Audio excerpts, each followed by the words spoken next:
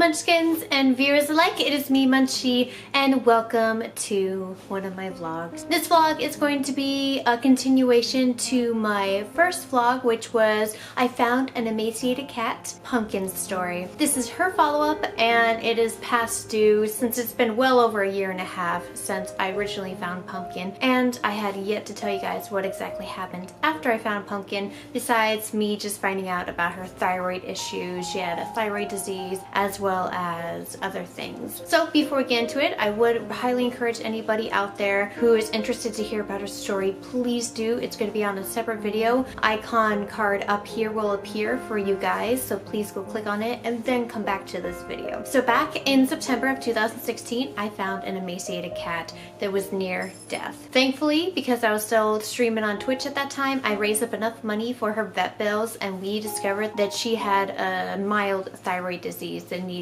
immediate attention, and she was put on medication. The name I had picked out was Pumpkin because of her amber eyes, very gorgeous girl, as well as the vet said that she was around 10 years old, so she was a senior kitty. Also at that time, the vet did say that her kidneys and liver were slightly elevated, but I'll get to that here in a bit. So that is what I talked to you guys about in the other video. So now here's all the information that I had yet to tell you guys in that last video. We found out later on that Pumpkin was completely deaf. She could not hear what was happening around her, so that made it even worse knowing that she was outside and she could not hear her surroundings. But why was she outside? Now, I found that out later too, that Pumpkin was not missing or lost. She was abandoned by her owners. Because our community is very tight-knit, there's a lot of crime and activity that goes on, so our neighbors tend to talk a lot. So I had found out that the building that she was underneath, the third floor unit on the top left corner, was where she used to live. Apparently, the people got evicted and moved out, leaving her in the top floor unit. When renovators went to go inside and renovate the apartment, they found her. Now, she also, we found out, had arthritis, so she was having trouble using the litter box, so I had to get special low litter boxes so she can go into them with ease because she was having issues just climbing into them. And it was her back hind legs in her hip area, so she had arthritis in her hip, so she obviously could not have gone down those 3 flights of stairs from the third floor apartment. So I found out that the renovators actually brought her down, and they were the ones giving her food and water. Now the problem is, when they were done, they just left her, or they just couldn't find her. Knowing that she had arthritis in her legs and she wasn't really walking around very much, I doubt that they couldn't find her. The thing they should have done that really irritated me was, why did somebody leave food at that time and water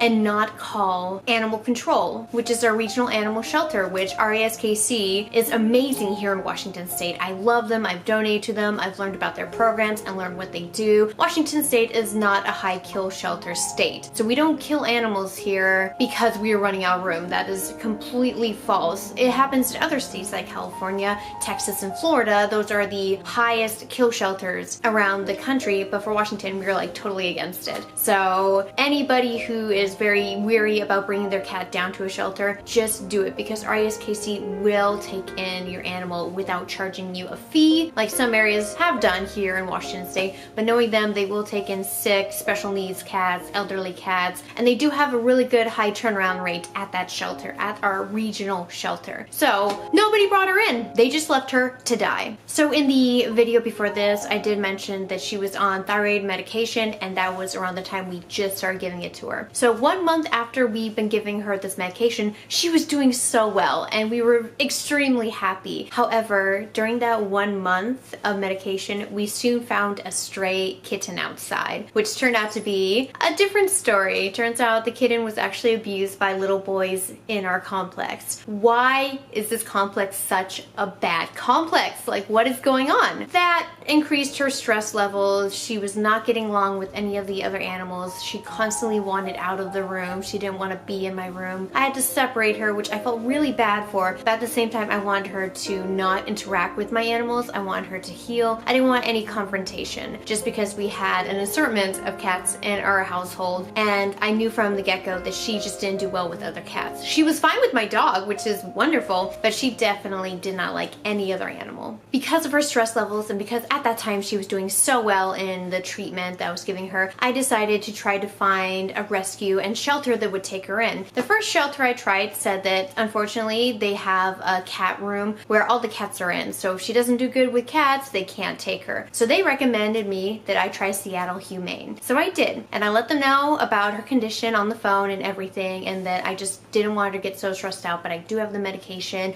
I did take her to a vet, but the lady on the phone said to me, oh, well, you have to at least had her for a total of 30 days before we're allowed to take her. Otherwise, she is considered a stray and we cannot take in strays. So I was like, okay, I'll wait 30 days. It was like 10 days before the 30-day mark, and I said I would call back. And she said, sure, go ahead. So when I did happen to call back, there was nothing but voicemails. So I left a bunch of voicemails asking somebody to contact me back about me surrendering, not my animal, but animal I found that I have at least had for 30 days. Nobody did. So I decided to leave an email. And this email, I was detailed, but I had left out the part where I had already talked to a representative just because I didn't remember her name. I didn't get her name. And so I just wrote down what I said to her, and I said I've at least had this animal for, I think at that time it was like 34 plus days, and I said that this animal just needs somewhere to go. I know you guys take in special needs cats. I was hoping you guys would take her in. Would that be okay? And my response was the most negative response I have ever had from a shelter, and it was actually the most distraught response I had, where I should have saved the email. I was an idiot at that time, but I deleted the email because I was so upset by their response. And I've had issues with Seattle Humane, although I love them. I love what they do. I recently visited their cat room, which was fantastic. They and their staff have issues, and I've had issues with them. I've gotten cats from that shelter before, but I've also been lied to by that shelter before, especially with Mauser, my old cat. We were told that she was spayed, that everything's fine, that she can go home. Turns out, nope, she had an upper respiratory infection when we got her, as well as we found out later she was not spayed.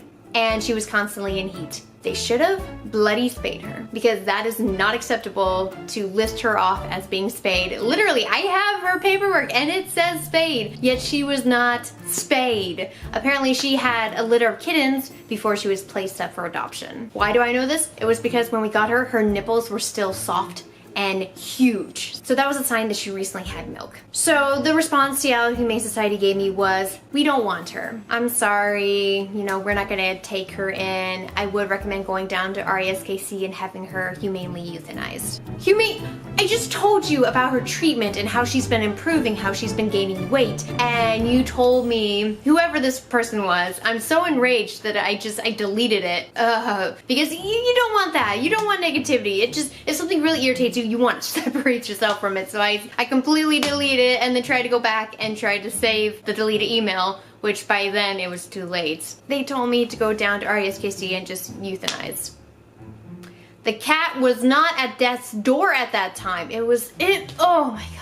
I let them know special needs cats, you know, really would like a loving home. She's very affectionate, she's playful, but the problem is she just needs to be separated. I want to make sure she's doing okay. I want her to not get so stressed out now that we have a bunch of animals. Nope, apparently the first thing they say is nope, euthanize.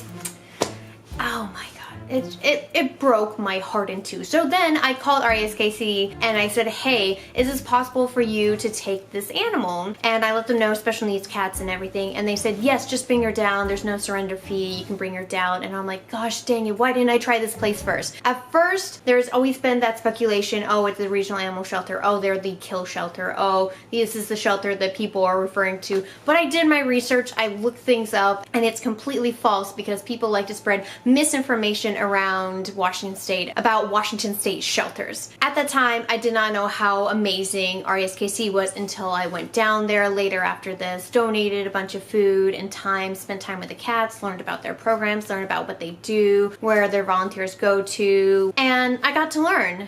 And it was all thanks to Pumpkin. But before I could bring Pumpkin down, something tragic happened. After the month of good treatment, she started to get very stressed and she started to go backwards. And so she stopped eating and she stopped drinking. And it broke my heart. And I knew she wasn't gonna last much longer. And I was so upset. I just had the back of my head, I hate you, Seattle Humane Society. What the hell did you do? I am so furious with you. And I just kept blaming Seattle Humane. Now, After that, I used Seattle Humane. I'm just gonna say, like, several months after Pumpkin, I used Seattle Humane again for a few spay surgeries, and they almost botched one of them. So there's a lot of things that I get to be mad about Seattle Humane. So I'm kind of on the fence. I'm like, they're good, and then they're awful. So as she was going downhill, I just kept saying, you know what, I'm so glad I was able to find you. I'm so glad I was able to give you a good home. So for the last few weeks, Pumpkin was hiding in places. She was hiding underneath the sink. I knew that when a cat was close to death, that they start to hide. And so she wanted to either be hiding or be by the back door, and I let her be by the back door. I let her breathe in that air. I let her know that I was near. But unfortunately, I had to work on Halloween, and I said, please, Pumpkin, please be good.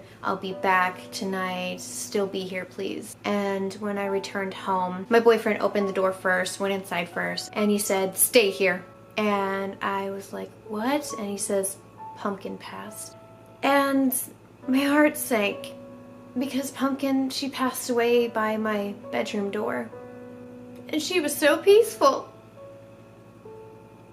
And I felt so bad that somebody had to abandon this cat instead of take it to a shelter or take it to a place that could have helped. It was so heart-wrenching. So what we did was, when Pumpkin passed, we put her in a box and we put her with a towel. The next day we went to our family's farm and buried her.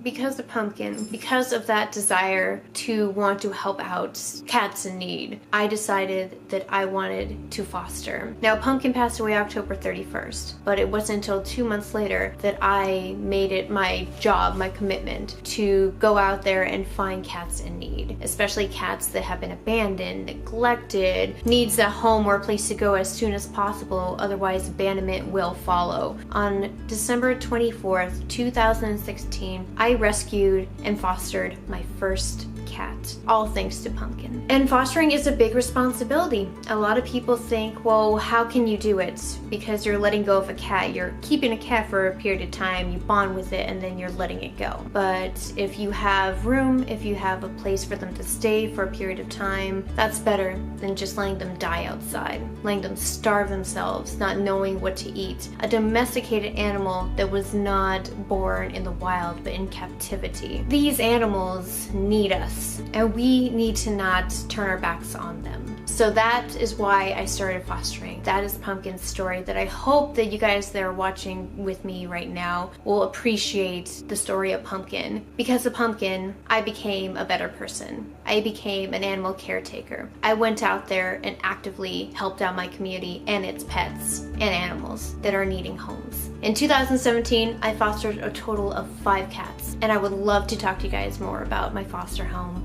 for homeless cats. But for today, I want to update you guys about what happened to Pumpkin and how her death has impacted me and has kept me going. Because if I had stopped there and just let her die, I couldn't have helped out other cats like her. So thank you, Pumpkin. Thank you for finding me. I know technically I found you, but thank you, Pumpkin. Because of you, I saved Rosie, I saved Luke and Leia, I saved Dottie, as well as I saved our current boy, Ollie. So thank you everybody watching for following along, and I hope you guys enjoyed the video. So if you did, please hit like to show your support, letting me know that you appreciate this content, that you like the fact that there are people out there like myself, and maybe like you, who care about animals so much to the point where they want to help out. They want to contribute something to our ongoing problem of homeless pets, of abandoned animals. And hopefully someday the numbers of abandonment will decrease and dwindle. It won't ever go away. That is not possible that we can prevent this from ever happening. But at least we can educate people as well as encourage people to go out there and look into fostering or adopting rather than impulse buys and buying from breeders. And I hope that my story and Pumpkin's story has inspired you to consider fostering. I'll leave links below to foster forums so you guys can understand what fostering is, how you can spend your time, how you can partner with shelters, and how it can impact you and your community, as well as the pets that you help out. And if you like the content that you see here, guys, please subscribe and become one of the Munchkins in my Munchkin family. And thank you guys so much for watching. Take care, and I'll see you in the updated foster home video in the future. Bye-bye!